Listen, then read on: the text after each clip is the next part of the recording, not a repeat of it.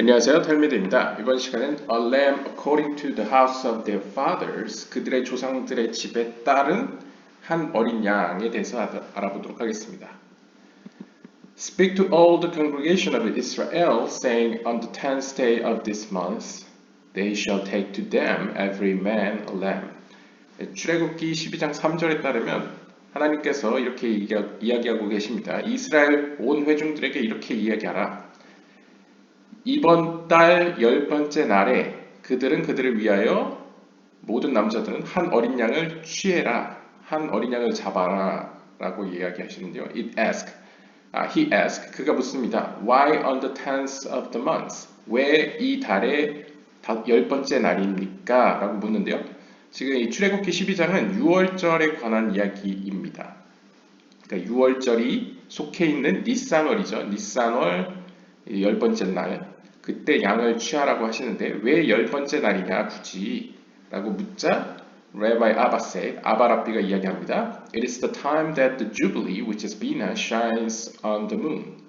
왜냐하면 이 날은 희년이 달 가운데서 빛나는 날이기 때문입니다. 라고 하는데 이것을 이제 예후다 실라그가 주석으로 Jubilee라는 것은 이제 비나를 의미한다고 써놨고요. 그 다음에 달은 말쿠트를 의미한다고 써놨습니다. 따라서 정리를 하면 비나가 말쿠트 가운데서 빛나는 날이 바로 니산월 10번째 날이라는 것이죠.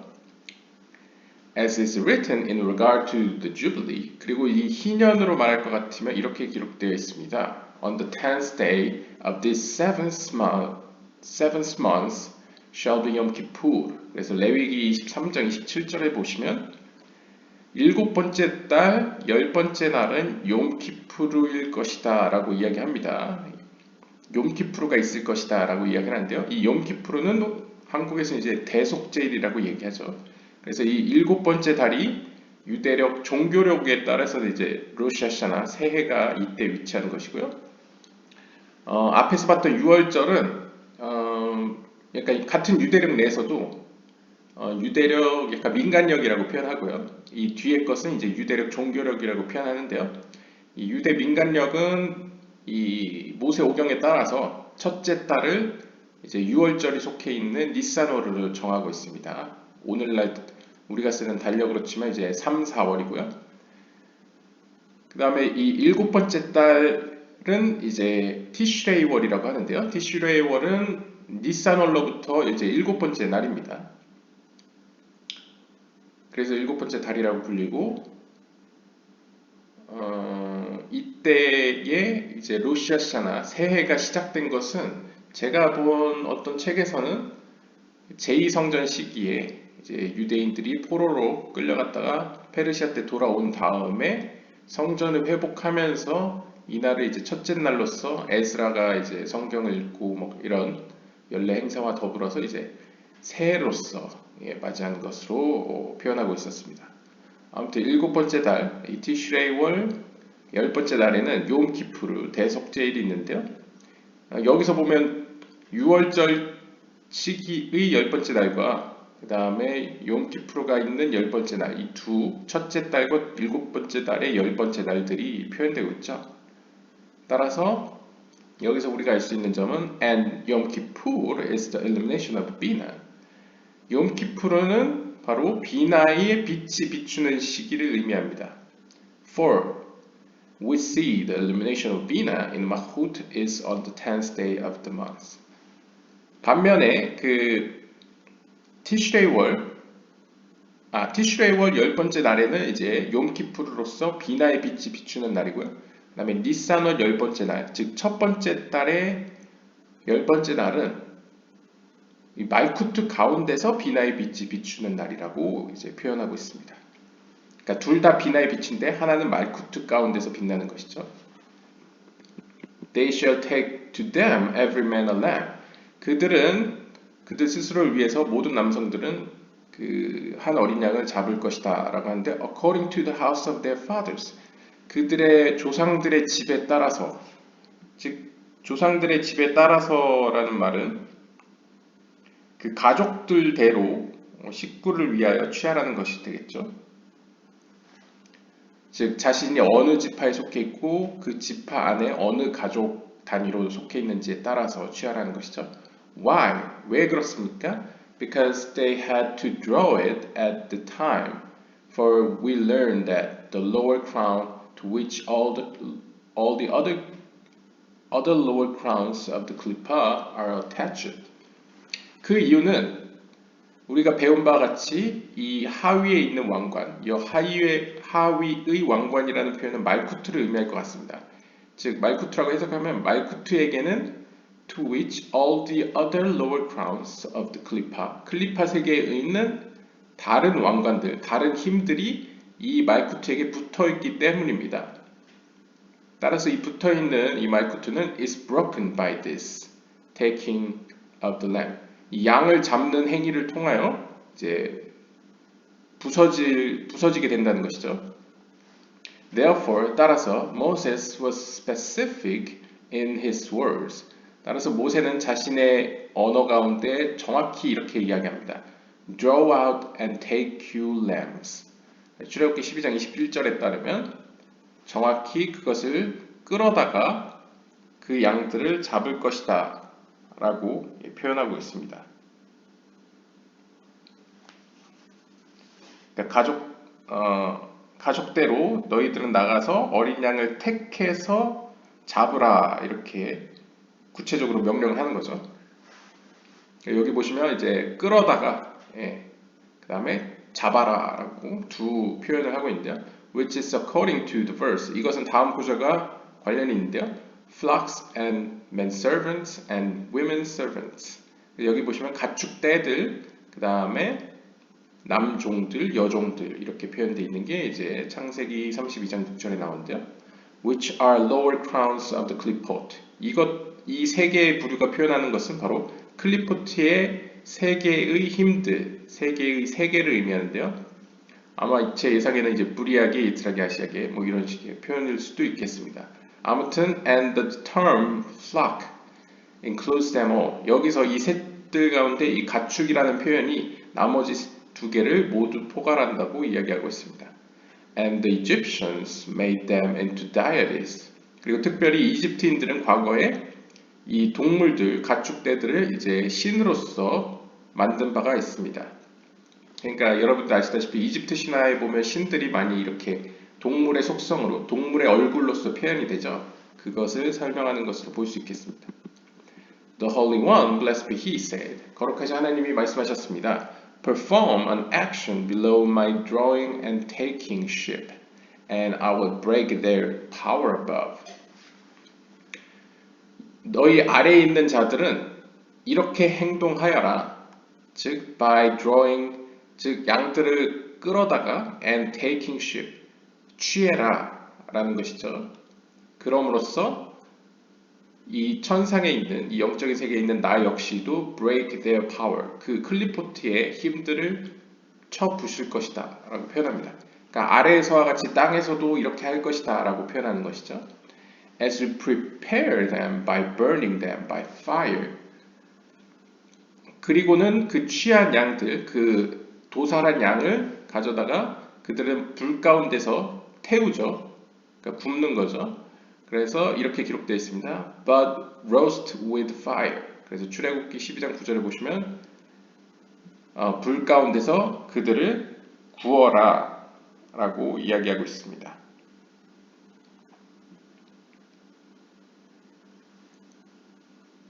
I also above. 그러면 이 천상 세계, 영적인 세계에 있는 나 역시도 will pass him through fire. 불 가운데로 그를 걷게 할 것이다. 어디를 통하여? Through Nahar Dinur. Nahar Dinur는 직역을 하면 불의 강이라는 뜻입니다. 그러니까 불의 강 가운데로 그를 지나가게 할 것이다. 그러니까 비유적으로 그를 정화시키겠다라는 표현이죠. He asked. 그가 묻습니다.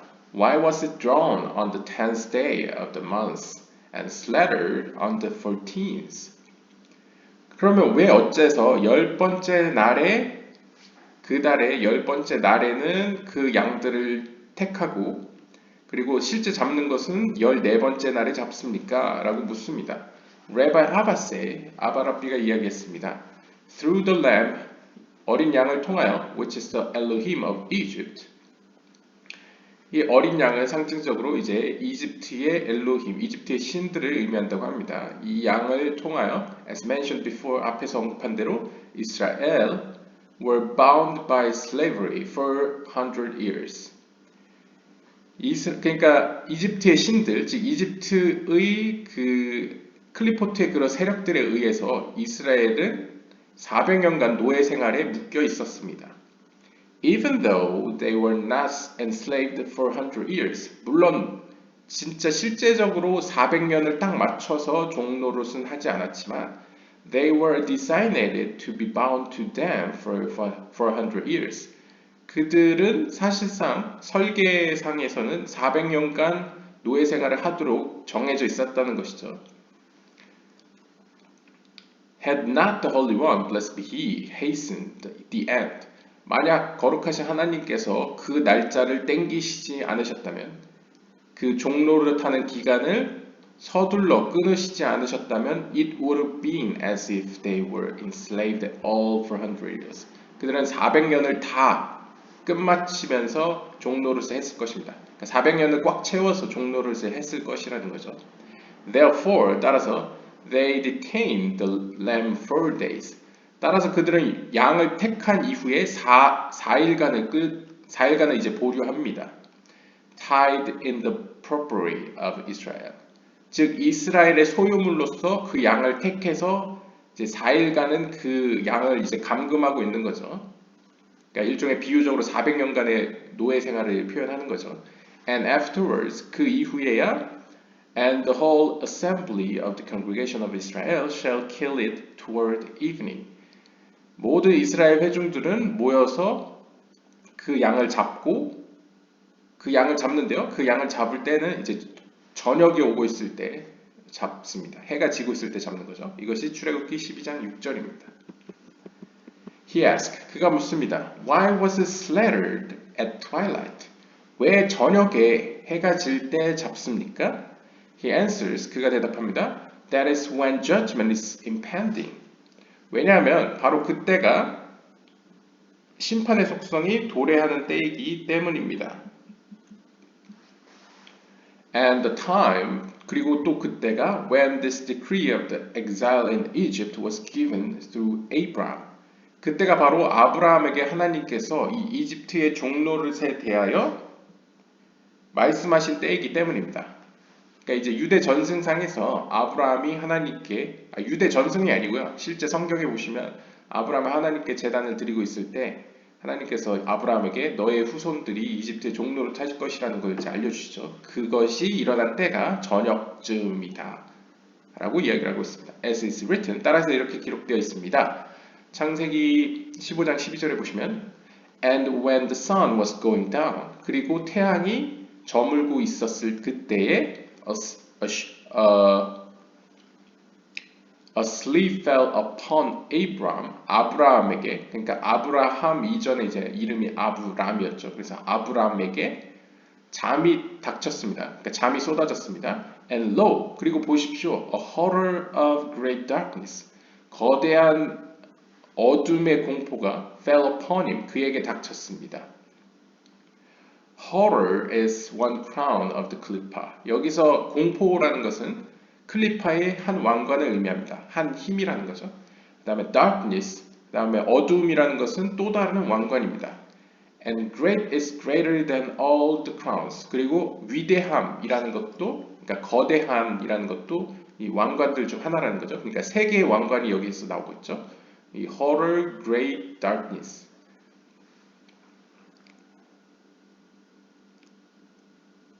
그래서 여기 보시면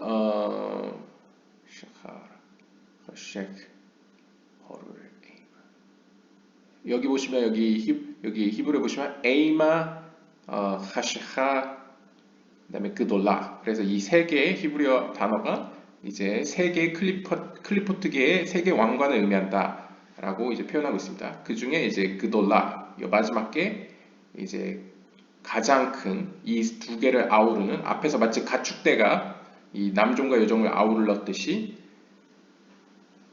그러니까 앞에서도 가축과 남종 여종을 이제 예후다 아실락의 설명에 따르면 이집트의 동물의 머리를 한 이집트의 신들과 이집트 남종, 이집트 여종들을 의미한다고 했을 때 여기에서는 이 거대함이 이제 공포와 어둠을 모두 포괄하는 그런 클리포트의 이제 왕관으로서 표현되고 있습니다. 그리고 참고로 이제 그둘라가 이 가돌이라는 표현을 이제 여러분들 아시는 그 헤세드와 게브라 여기서도 이제 게브라의 속성으로 볼 수 있겠죠. 강한 심판의 속성으로. 아무튼 게둘라가 이렇게 표현되고요. 그 다음에 even though 비록 we explain this passage as referring to other kinds of bondage of Israel, the horror refers to Babylon. 그리고 참고로 여기서도 또 설명하는데요. 세 개의 이 왕관들은 우리가 앞에서 다른 식으로 표현을 했었었는데요. 바로 공포는 바빌론, 그 다음에 어둠은 미디아, 그 다음에 거대함은 이제 그리스로 표현한 바가 있었습니다. 즉 이것은 이제 다니엘의 꿈 비유와 마찬가지로 이제 바벨론의 포로기, 그 다음에 미디아라는 것은 이제 보통 페르시아라고 볼 수 있겠죠. 바빌론 다음에 바벨론이 멸망할 때 페르시아, 메데와 바사라고 표현하죠. 미디아와 그다음에 페르시아 국가가 이제 나중에 바벨론을 쳐들어와서 멸망시키고 이제 유대인들을 나중에 이제 풀어주죠. 페르시아의 고레스 왕이요. 아무튼 이 미디아 그 다음에 이 거대하다는 것은 이제 그리스인데요. 그리스는 이제 알렉산더로 또 유명하죠. 그래서 알렉산더와 알렉산더의 그 장군들이 땅을 나눈 후에 그 장군들이 뭐 많은 경우에 이제 예루살렘에 있던 성전을 모욕을 했었죠. 그래서 이제 유대인들 이제 특히 이 바리새인들로 대표되는 유대인들은 이제 그리스를 좀 싫어하죠. 그리스에 좀 나쁘게 얘기하는 면도 있습니다. 좋은 면도 있지만 나쁜 면도 있는 거죠. 아무튼 이 세 개의 표현은 이 앞에서는 이집트와 연관지어서 이집트의 신들과 이집트의 남성들, 이집트의 여성들로 표현했었다면 여기서는 클리포트 세계의 세 개의 왕관으로 표현했고 또 다른 의미로는 이 역사 속 히스토리에서는 이제 바벨론과 미디아와 그다음에 그리스로 표현할 수가 있습니다. It refers to everything. 네, 이런 식으로 표현할 수 있고요. 모든 것을 표현할 수 있고요. They allude to the three crowns of the klipa and also the exile. 따라서 이 세 개의 표현들은 클리포트 세계의 세 개의 왕관으로도 표현할 수 있고요. 또한 이 세계에서 역사적으로 일어났던 세 번의 어떤 노예 생활, 추방으로도 해석할 수 있습니다. In the same way, 마찬가지로 we spoke of the lamb. 우리는 이 양에 대해서도 해석을 할 수 있는데요. Of which the Holy One, blessed be He, said. 이 양에 대해서 하나님께서 이렇게 말씀하셨습니다. You perform an action below and I will break their power above.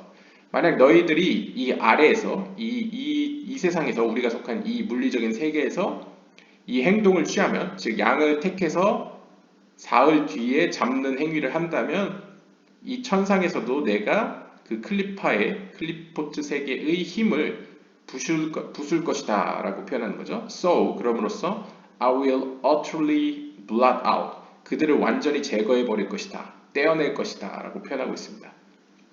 그게 이제 출애굽기 17장 14절에 나오고요. You act below and I will act above. 즉 다시 말하면 아래에서 행한 것 같이 위에서도 행할 것이다 라고 표현하고 있습니다.